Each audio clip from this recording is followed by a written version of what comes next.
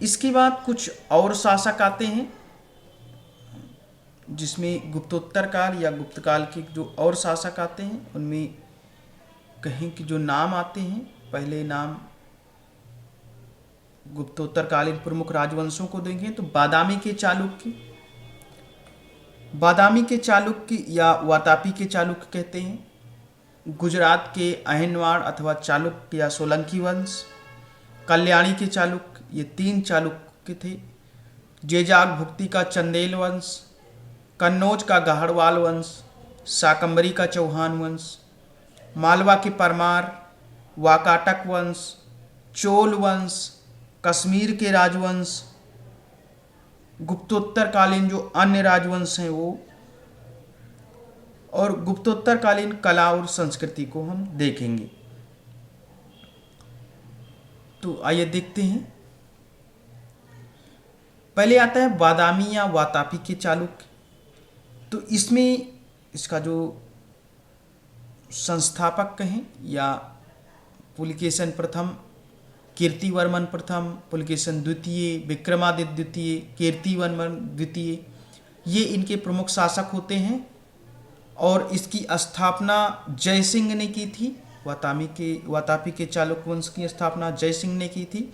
इनकी राजधानी वातापी थी जो कि बीजापुर के निकट थी। अगला जो शासक होता है, वंश होता है गुजरात का जो चालुक्य या सोलंकी वंश कह सकते हैं। इसके संस्थापक थे मूलराज प्रथम और इसकी राजधानी अनिलवाड़ थी। मूलराज प्रथम शैव धर्म का अनुयायी था और भीम प्रथम के ही शासनकाल में, भीम प्रथम जब शासन आता है तो उस समय महमूद गजनी ने सोमनाथ मंदिर पर आक्रमण किया था।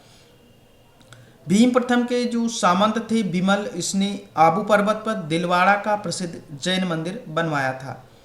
सोलंकी वंश का जो पहला शक्तिशाली शासक था वो जयसिंह सिद्धराज था।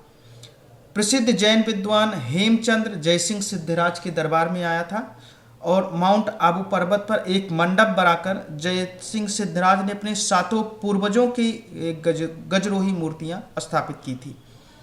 तो ये सोलंकी वंश से संबंधित टॉपिक था। जो प्रमुख शासक थे भीम प्रथम, जयसिंह सिद्धराज, कुमारपाल, अजयपाल, मूलराज द्वितीय, भीमराज द्वितीय।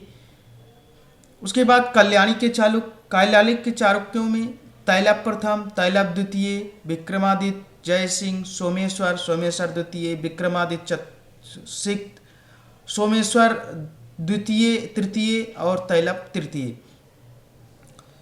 तो कल्याणी के चालुक्य वंश की स्थापना तैलप द्वितीय ने की थी। इनकी राजधानी मानिखेट थी। सोमेश्वर प्रथम ने मानिखेट से फिर राजधानी हटा के कल्याणी को बनाया और जो कि इस वंश का सबसे प्रतापी शासक था वो विक्रमादित्य सिक्त था। बिल्हण और विज्ञानेश्वर ये विक्रमादित्य सिक्त के ही दरबार में रहते थे। मिताक्षरा जो कि हिंदू विधि ग्रंथ है, जो याग, और ये मिताक्षरा याज्ञवल्क्य जो स्मृति है उस पर ये व्याख्या है। इसकी रचना भी विधिवेत्ता थी विज्ञानेश्वर ने ही की थी। विक्रमांक देवचरित की रचना बिल्हण ने की थी और इसमें उसने विक्रमादित्य के जीवन पर प्रकाश डाला है। इसके बाद जेजाग भुक्ति का चंदेल वंश को हम देखेंगे कि इसकी संस्थापना या संस्थापक थे नन्नुक, जो 831 ईस्वी में इन्होंने इसकी स्थापना की थी। इसकी राजधानी थी खजुराहो। यशोवर्मन इसका शासक होता है 925 से 950 ईस्वी तक। धंगदेव 950 से 1007 ईस्वी तक। विद्याधर 1019 से 1029 ईस्वी तक इसमें शासन करते हैं। फिर आता है कन्नौज का गाहड़वाल वंश, जिसके संस्थापक चंद्रदेव होते हैं और इसकी राजधानी वाराणसी होती है। गोविंद चंद्र जिनका शासन होता है 1114 से 1155। जयचंद्र 1170 से 1194, जब इनको महमूद गजनबी मारता है तब मोहम्मद गौरी मारता है तब तक। शाकंभरी का चौहान वंश में ही पृथ्वीराज तृतीय हैं जो कि मशहूर हैं तराइन के युद्ध के लिए। वह इनके संस्थापक थे शाकंभरी के चौहान वंश के वासुदेव थे। शाकंभरी चौहान वंश की राजधानी अहिच्छत्र थी और बाद में ये अजमेर हुई। स्रोत इसका विग्रहराज द्वितीय का जो हर्ष प्रस्तर अभिलेख है उसमें इस वंश की जानकारी मिलती है, और उसके अलावा सोमेश्वर का बिजौलिया प्रस्तर लेख है, उससे भी इसकी जानकारी मिलती है। चौहान पहले प्रतिहार शासकों के सामंत थे। फिर बाद में इस चौहान वंश के अगर प्रमुख शासकों की बात करें तो इसमें अजयराज, विग्रहराज चतुर्थ या जिसे बीसलदेव कहा जाता है, और पृथ्वीराज तृतीय जो कि इस वंश के सबसे प्रतापी शासक होते हैं, और इनका तराइन में युद्ध होता है मोहम्मद गौरी के साथ। 2 युद्ध होते हैं जिसमें पहले युद्ध में विजयी होते हैं लेकिन दूसरे युद्ध में फिर हार जाते हैं। फिर मालवा का परमार वंश आता है, इसके संस्थापक थे उपेंद्र या कृष्णराज। इनकी राजधानी थी धार जो कि प्राचीन राजधानी उज्जैन थी। उसके बाद धार स्थापित हुई। प्रमुख शासकों में वाकपति मुंज जो 973 से 995 ईस्वी, राजा भोज 1000 से 1055 ईस्वी, और उसके अलावा फिर अगला वाकाटक वंश आता है। इसकी स्थापना विंध्य शक्ति नामक एक व्यक्ति ने की थी 255 ईस्वी में, और इसकी उपलब्धियों का जो विवरण है वो अजंता के गुहालेख में मिलता है। सबसे प्रतापी शासक की बात करें तो प्रवासेन द्वितीय ने अपनी राजधानी जो थी, इस वंश के जो प्रतापी शासक थे उसने अपनी राजधानी नंदीवर्धन से प्रवरपुर स्थानांतरित की थी। प्रवरसेन द्वितीय ने सेतुबंध, सर्वसेन ने हरविजय नामक प्रातःकाव्य ग्रंथ की रचना की। संस्कृत के विदर्भ शैली का जो पूर्ण विकास हुआ वो वाकाटक नरेशों के दरबार में ही हुआ, और वाकाटक नरेश थे पृथ्वीराज द्वितीय के सामंत व्याघ्रदेव ने जो नचना या नैना कुठार का मंदिर है पन्ना में उसका निर्माण करवाया था। अजंता का 16वां और 17वां जो गुहा विहार है और 19वां गुहा चैत्य है उसका निर्माण वाकाटकों के शासनकाल में हुआ था।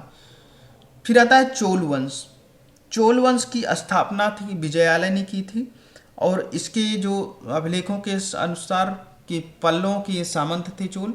राजधानी इसकी तंजौर थी, और इसका एक प्रसिद्ध शासक था चोल वंश के अगर प्रमुख शासकों में परांतक प्रथम के बाद राजराज प्रथम के बारे में कहा जाता है कि इन्होंने श्रीलंका पर आक्रमण किया था और उसको जीत करके चोल साम्राज्य का नया प्रांत बना लिया था। राजराज प्रथम ने ही तंजौर में राजराजेश्वर का शिव मंदिर जो है जिसे बृहदेश्वर मंदिर कहा जाता है उसका निर्माण करवाया था, और इसने शैलेंद्र शासक को नागपट्टनम में बौद्ध मठ स्थापित करने की अनुमति दी थी। उसके बाद राजेंद्र प्रथम आता है। राजेंद्र प्रथम ने गंगा घाटी का सफल अभियान किया और पाल वंश के शासक महीपाल को पराजित किया था, और इसी स्मृति में उसने गंगैकोंड चोलपुरम का निर्माण करवाया था। और स्थानीय शासन जो है ये चोल वंश की विशेषता है। कुलोत्तंग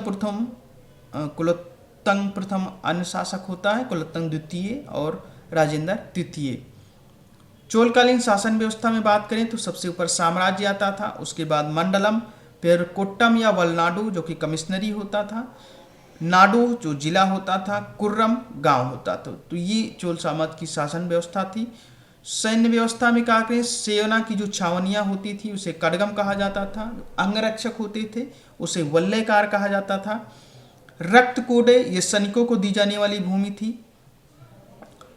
चोलकालीन राजस्व व्यवस्था में भू राजस्व द्वारा करमाप या कुडमे से कहते थे उसे राजस्व कर को आयम कहा जाता था। व्यापारिक प्रतिष्ठानों पर जो कर होता था उसे कड़ैरे, द्वार कर को वासल्परम, और आजीवकों पर भी कर लगाए जाते थे किसी आजीवक कासु, और वृक्ष कर को मरज्जाडी कहा जाता था। गृह कर को मनईरे, ग्राम सुरक्षा कर को पडिकावल, और व्यवसाय कर को मगन में कहा जाता था।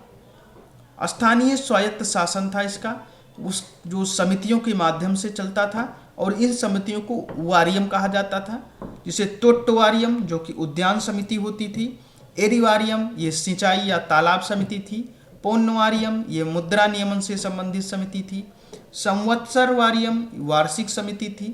तो इन समितियों के माध्यम से इसका स्थानीय स्वशासन चलता था। उसके बाद हम कश्मीर के कुछ राजवंशों की बात करेंगे। कश्मीर के जो जानकारी मिलती है वो राजतरंगिणी से मिलती है जो कि कल्हड़ का ग्रंथ है, और इसमें जो प्रमुख शासक हुए, प्रमुख वंश हुए, इसमें कारकोट वंश है। कारकोट वंश के ही शासक थे ललितादित्य मुक्तापीड, जिन्होंने जो प्रसिद्ध मार्तंड का सूर्य मंदिर है उसका निर्माण करवाया था। और कश्मीर लोहार वंश के शासक थे, हर्ष के दरबार में रहते थे। तो उत्पल वंश, ये उत्पल वंश और लोहार वंश में के शासक जो हर्ष के दरबार में रहते थे, जो कश्मीर कल्हण है वो कश्मीर के लोहार वंश के शासक थे, जो कि हर्ष के दरबार में रहते थे और राजतरंगिणी की ये रचयिता भी थे। कल्हड़ के राजतरंगी की रचना लोहार वंश के अंतिम शासक जयसिंह के काल में की थी। तो जयसिंह के काल में की थी। जयसिंह जो था वो उनके दरबार में भी रहता था हर्ष के। गुप्तोत्तरकालीन अगर अन्य राजवंशों की बात करें तो इसमें गौड़ वंश आता है, वल्लभी के मैत्रक वंश आते हैं, कलचुरी का चेदी वंश आता है, ये हम पढ़ चुके हैं। पूर्वी गंग वंश आता है, काकतीय वंश थे, होयसल वंश था। और अब गुप्तोत्तरकाल की आर्थिक व्यवस्था, कृषि में अगर वाहित वो भूमि होती थी जिसमें बोया जाता था।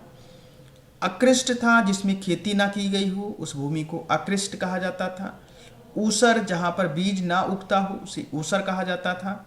खिल परती, जिस भूमि को जोता नहीं जाता था उसे खिल या परती कहा जाता था। साक्त, ये व्यक्तिगत स्वामित्व वाली भूमि होती थी। कर व्यवस्था, उस समय भाग, जो कि उपज का हिस्सा जो भूमि कर होता था, यानी जिस भूमि पर खेती होती थी उसका उपज का हिस्सा लिया जाता था, उसे भाग कहा जाता था। भोग, जैसे कि हमने बताया कि ये फल फूल लकड़ी आदि के उपहार स्वरूप ये डेली राजा को जो प्रदान किया जाता था इसे भोग नामक कर कहते थे। हिरण्य, ये नगद के वसूल किया जाता था, अनाज के रूप में नहीं लिया जाता था। ये प्रस्थ में ये अधिकारियों का हिस्सा था। और उपरिकर, ये अस्थायी कृषकों पर लगने वाला कर था। आर्थिक व्यवस्था में उद्योग एवं व्यापार में बंगाल से उस समय मलमल, पान, सुपारी और स्वर्ण का व्यापार होता था। मगध और जो कलिंग वाला क्षेत्र था वहाँ से धान की खेती होती थी, धान की उपज होती थी, धान का व्यापार होता था। मालवा वाले क्षेत्र से गन्ना, अफीम और सीपी का व्यापार होता था। गुजरात में सूती कपड़े, नील और चमड़े की निर्मित वस्तुओं का व्यापार होता था। दक्षिण क्षेत्र से मोती, मूल्यवान पत्थर, चंदन, मसाले आदि का व्यापार होता था। उस समय प्रमुख जो बंदरगाह थे उसमें पूर्वी तट पर ताम्रलिप्ति और सप्तग्राम, पश्चिमी तट पर देवल, थाना, खंभात और भड़ोच।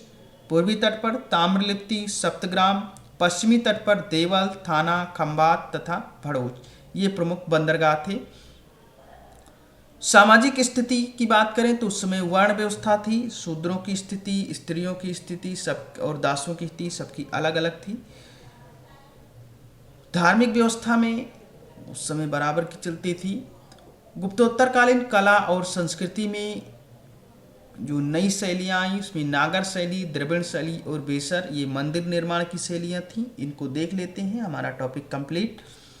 नागर शैली के जो प्रसिद्ध मंदिर थे उनमें लिंगराज मंदिर भुवनेश्वर का, सूर्य मंदिर कोलार का सूर्य मंदिर, जगन्नाथ मंदिर जो पुरी में है, कंदरिया महादेव मंदिर खजुराहो का और सूर्य मंदिर मोढेरा का, ये प्रमुख नागर शैली के मंदिर थे।